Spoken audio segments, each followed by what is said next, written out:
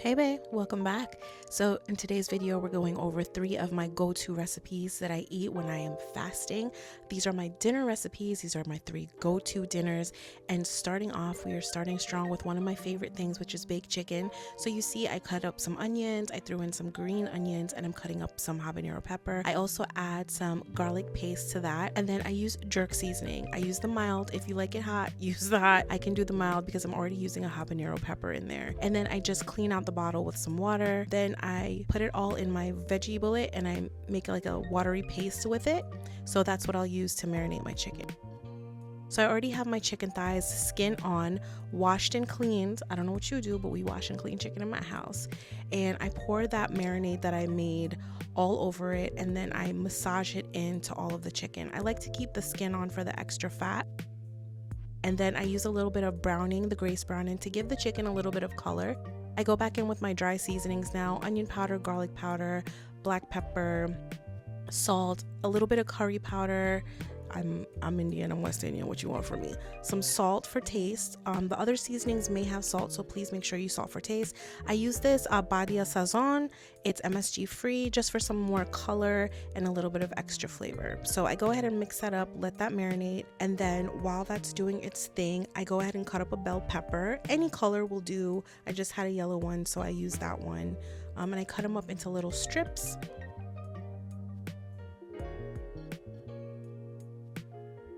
And I get my pan out. I love a Pyrex pan. I lay all of my chicken out in the pan. I kind of overpacked it that day. If you can spread it out a little bit more, please do. And then I pour all of the remaining marinade over and I just layer the bell peppers on top. As it cooks, it kind of infuses the chicken with that bell pepper flavor. If you don't like bell peppers, you could leave it out, or you could just put some thyme on top. I put that in the oven at 350 for an hour. See me popping it in there, looking good. Close that up. And then while that is baking, I had a little bit of cabbage left over, so that was going to be my veg for this dish. I love steamed cabbage, so I use butter in a stainless steel pan, and then I just slice up the cabbage, put it in there, and I saute it up on medium heat. I use black pepper, some salt, some garlic powder, a little bit of cayenne pepper just for a little kick, and I let that steam down. And then my chicken is ready. Usually I let that cook for an hour covered, and then I'll put it back in for 15 minutes uncovered and raise up the temperature about 10 extra degrees so it can brown on top. And there it is, the finished product. It's a little bit watery because I packed the chicken a lot, but it gives it a little bit more gravy. If you were to do a starchy side dish, at least you would have some gravy to put on it. So here I am, I'm plating it up. It's one for me and my side of cabbage. That's it for that meal. Moving on to my second go-to meal, it has got to be snapper. I love a good snapper fillet. I would love the whole fish, but sometimes I'm not ready to clean an entire snapper fillet, sorry. So I went ahead and cleaned and washed, same thing I do with the chicken, and then I pat that dry. I leave the skin on because I love the skin. It's a little bit different than salmon. It's a little bit thinner, I find. I pat it dry, and then I go ahead and re-moisturize it with some avocado oil just so all the seasonings can stick onto it while it bakes. Again, I go in with my garlic paste because ain't nobody got time to grind garlic. Onion powder, some more garlic powder. Then I hit it with some black pepper. We're gonna season this thing, honey. I don't play. A little bit of cayenne pepper, just a little bit. We need some spice. Some seafood seasoning. And again, I'm going in with the Sazon for some color and some extra flavor. I love this stuff. And then I also use the Kinder's lemon garlic butter seasoning. It gives it a little bit of a lemony taste. I feel like it goes good with seafood. And then I massage all of that in. Don't worry, all my hands are clean. I'm an OG. My ancestors taught me to do things this way, so that's how I do it. And that goes with all the seasonings. Do it until you feel like it's right. You can taste a little bit if you want to. You're not gonna die. Maybe you'll get salmonella poisoning, but you will be all right. I've been doing this for years. I usually take a metal pan. I always line it with aluminum foil just so it makes for an easy cleanup. I don't know if goes against like the cooking rule books or whatever, but again, my ancestors told me to do it this way, so I do it this way. Spray that down with a little bit of oil, the avocado oil, and then I just place my filet in the pan, put a little bit of extra butter on this. Remember, we are not eating carbs, guys, so we're getting a lot of our calories and energy from fat. And I will bake that on, again, 350 for 20 minutes, give or take, depending on how thick the fillet is. And that's how it looks. It was a little bit overcooked, but it was still fire. And yeah, that's my fillet. I didn't make any veggies with this, guys, because I had veggies left over. So that's meal number 2.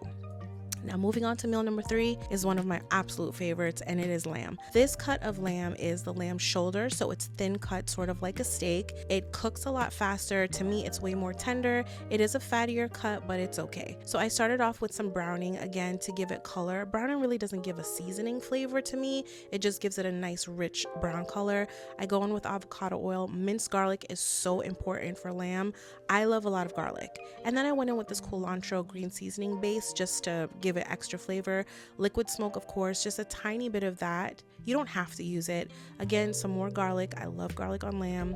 Garlic powder, onion powder, of course. A little bit of cumin, just a little tiny bit because it's going to be like Cajun-y. Some cayenne pepper, of course, for a little bit of spice. Black pepper, but cracked black pepper this time, not ground.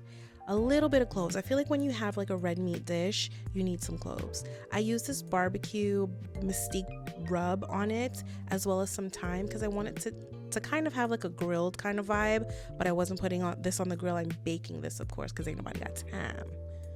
But I do like the flavor of the fresh thyme.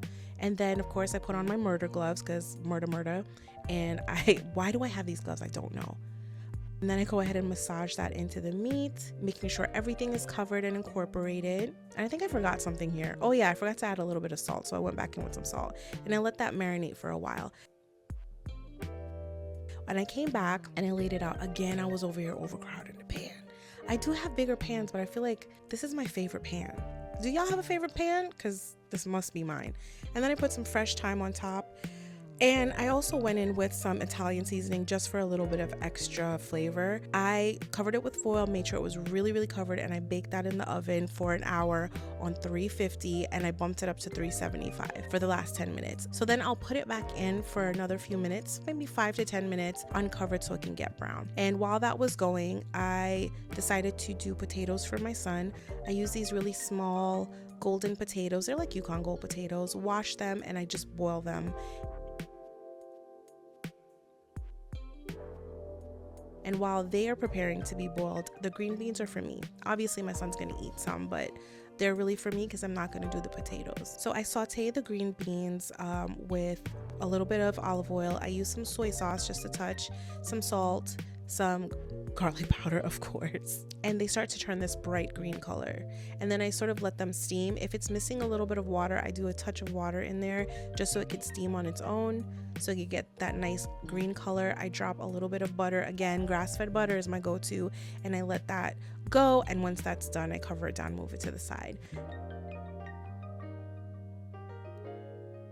Now the potatoes, straining them here, obviously I was struggling. They're all cooked. I add some butter, black pepper, garlic powder, of course, and I love this truffle seasoning from Costco. It makes everything taste so good. If you're into truffle, it's like truffle parmesan. It's so good. So what I'm doing here is kind of like squishing the potatoes a little bit so all the seasonings get like in them, and just turning it up. And then here we go, plating everything. This is for my son, so he has a little bit of potato, his starch, his veg, and then we gave him a little choppy chop. Is it a chop? If it's a shoulder, I don't know.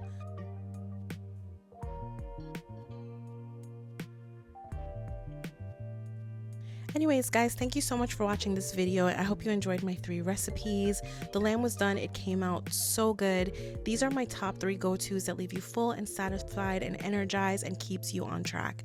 I will see you on the next video.